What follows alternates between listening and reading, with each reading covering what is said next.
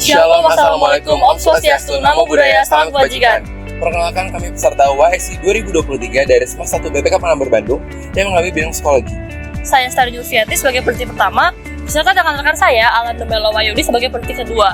Pada kesempatan kali ini, kami akan membahas penelitian kami dengan judul Mindsight sebagai transformasi literasi kesehatan mental pada remaja melalui terapi berbasis web.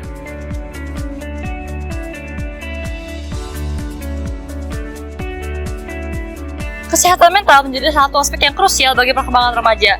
Mengapa sih kami membahas tentang kesehatan mental? Furlong menyatakan bahwa remaja mudah sekali menerima informasi dari luar tanpa adanya pemikiran yang lebih lanjut. Kemampuan memahami informasi tersebut harus diimbangi dengan literasi yang cukup. Nah, dengan adanya kemajuan teknologi yang ada, penelitian berbasis website di bidang psikologi mengalami progresivitas yang positif. Maka dari itu, kami mengusung satu pendekatan untuk meningkatkan literasi mental melalui terapi Mindsight. Apa itu Mindsight? Terapi Mindsight merupakan adopsi terapi mindfulness berbasis website yang berisi mindful reading, literasi gangguan mental berdasarkan DSM-5, video mindfulness, dan artikel ajakan bersosialisasi dengan pengidap gangguan mental serta berkonsultasi dengan tenaga profesional. Mindfulness sendiri merupakan kesadaran yang memperhatikan 3 hal, yaitu on purpose, in the present moment, dan non-judgmentally. Berikut ini adalah link dan QR code yang dapat digunakan untuk mengakses Mindsight. Penelitian ini bertujuan untuk menerapkan terapi Mindsight sebagai pendekatan efektif untuk meningkatkan literasi kesehatan mental serta menjadi acuan bagi remaja untuk mendapatkan informasi yang akurat, relevan, dan mudah dipahami terkait kesehatan mental. Maka permasalahan yang ingin diteliti adalah bagaimana efektivitas penerapan terapi Mindsight dalam mempengaruhi tingkat literasi kesehatan mental pada remaja. Berikut tahap penelitian kami. Pada tahap awal penelitian, kami bagi menjadi 3 bagian, yaitu studi literatur, perencanaan desain penelitian, dan perumusan instrumen penelitian sebagai diagram berikut. Kemudian urutan tahap pelaksanaan penelitian kami diawali oleh penentuan subjek, yaitu remaja 15 tahun sampai 18 tahun. Kemudian kami sebarkan pretest. Selanjutnya mereka akan diberikan pelaporan Mindsight dan kami uji kembali dengan post-test. Questionnaire pretest telah dilakukan uji coba menggunakan anatest dan menghasilkan nilai validitas dan nilai reliabilitas tes sebagai berikut, yang mengindikasikan bahwa MHLS valid dan reliable untuk mengukur literasi kesehatan mental pada remaja. Pada tahap akhir penelitian, kami menginterpretasikan hasil data analisis dan digambarkan secara sistematis dalam tabel dan grafik. Variabel pada penelitian ini terdiri atas terapi Mindsight sebagai variabel bebas dan profil literasi kesehatan mental sebagai variabel terikatnya. Untuk menghitung nilai pada pretest dan post-test, pertama-tama diperlukan poin untuk setiap pernyataan seperti diagram berikut. Setelah itu, perhitungan total nilai dapat menggunakan rumus seperti berikut ini.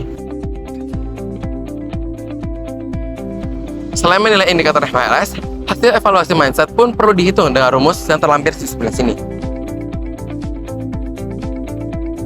Penelitian ini melibatkan 108 remaja pada pretest dan 52 remaja pada post-test.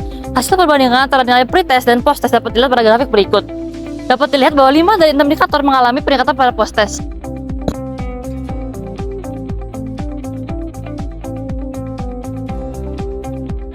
Kemampuan untuk menyadari kelainan mental pada indikator 1 meningkat sesuai dalam pernyataan Jorm bahwa individu dengan literasi kesehatan mental yang tinggi lebih mungkin dalam mengenali jenis-jenis penyakit mental.